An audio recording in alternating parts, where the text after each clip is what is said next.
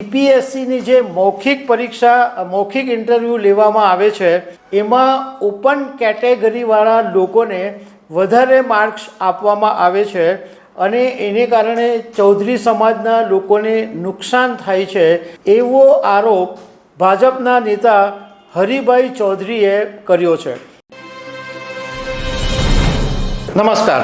ગુજરાતમાં ભાજપની સરકાર છે અને ગુજરાતના ભાજપના જ એક નેતાએ મુખ્યમંત્રી ભૂપેન્દ્રભાઈ પટેલને એક પત્ર લખીને આરોપ લગાવ્યો છે કે જીપીએસસીની જે મૌખિક પરીક્ષા મૌખિક ઇન્ટરવ્યૂ લેવામાં આવે છે એમાં ઓપન કેટેગરીવાળા લોકોને વધારે માર્ક્સ આપવામાં આવે છે અને એને કારણે ચૌધરી સમાજના લોકોને નુકસાન થાય છે એવો આરોપ ભાજપના નેતા હરિભાઈ ચૌધરીએ કર્યો છે।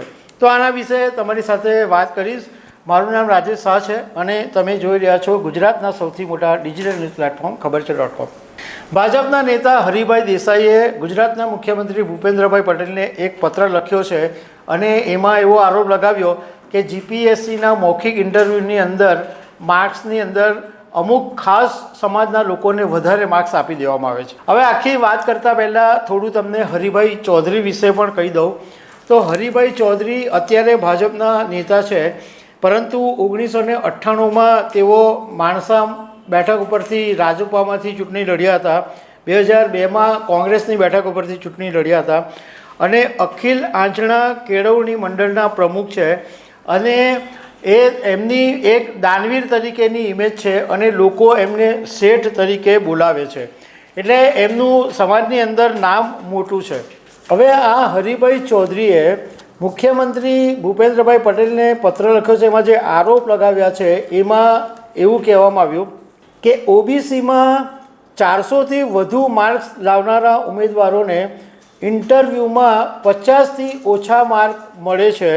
ઈડબ્લ્યુએસમાં 400થી ઓછા માર્ક્સવાળા લાવનારા 13 વિદ્યાર્થીઓને 70થી વધુ માર્ક મળ્યા છે।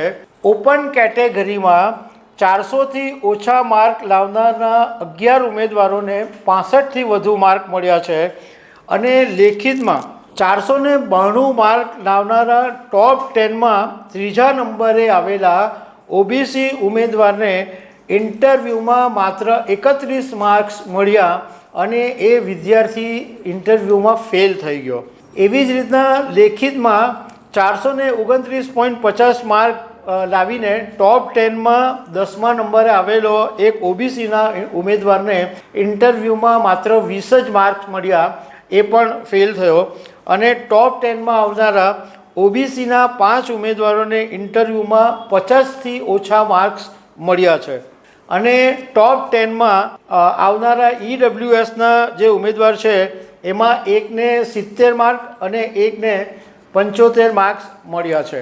એમણે એવું કીધું કે જીપીએસસીના ચેરમેન હસમુખભાઈ પટેલની અધ્યક્ષતામાં આવું થાય એ યોગ્ય વાત નથી, કારણ કે એ એક પ્રબળ અને બહુ સારા અધિકારી છે અને એમની એક બહુ સારી ઇમેજ છે, તો એમના સમયમાં આવું નહીં થવું જોઈએ। સાથે સાથે એમણે મીડિયા સાથેની વાતમાં એવું પણ કીધું છે કે સરકાર જો જવાબ નહીં આપશે તો અમે કોર્ટમાં આ મામલે લઈ જશું અને 5 સમાજના સભ્યોની એક મિટિંગ પણ અમે કરીશું।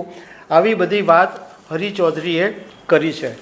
હવે આની અંદર જે મને થોડી ઘણી જાણકારી મળી છે એ હું તમારી સાથે શેર કરવા માગું છું। એક તો કોઈ પણ સરકારી ડિપાર્ટમેન્ટ હોય તો એની અંદર થોડા ઘણા છીંડા તો હોય જ છે અને જ્યારે એ છીંડા વિશે સરકારને ખબર પડે તો સરકાર એની સામે એક્શન પણ લેતી હોય છે। હવે બીજું કે આ હસમુખ પટેલ છે જીપીએસસીના ચેરમેન, એમની એક કડક અધિકારી તરીકેની ઇમેજ છે અને આજ સુધી એમની ઉપર કોઈ પણ એવો ડાઘ કે કોઈ એમની સામે આજ સુધી આંગળી ઉઠાવી નથી। ઇવન સુરતમાં પણ જ્યારે હસમુખ પટેલ રેન્જ આઈજી હતા ત્યારે એમણે ઘણા એવા કામ કરેલા કે જે લોકો આજની તારીખે પણ યાદ કરે છે। એમણે દારૂબંધીનો બહુ જ સખત અમલ બી કરેલો હતો અને બહુ જ પ્રમાણિક અધિકારી તરીકેની એમની ઇમેજ છે. હવે જે નિષ્ણાતો છે એમનું કહેવું એમ છે કે એક તો આ હરિભાઈ ચૌધરીએ જો આવા આરોપો લગાવતા હોય તો એક સ્ટ્રોંગ પુરાવા આપવા જોઈએ, ખાલી વાત કહેવાનો કોઈ મતલબ નથી.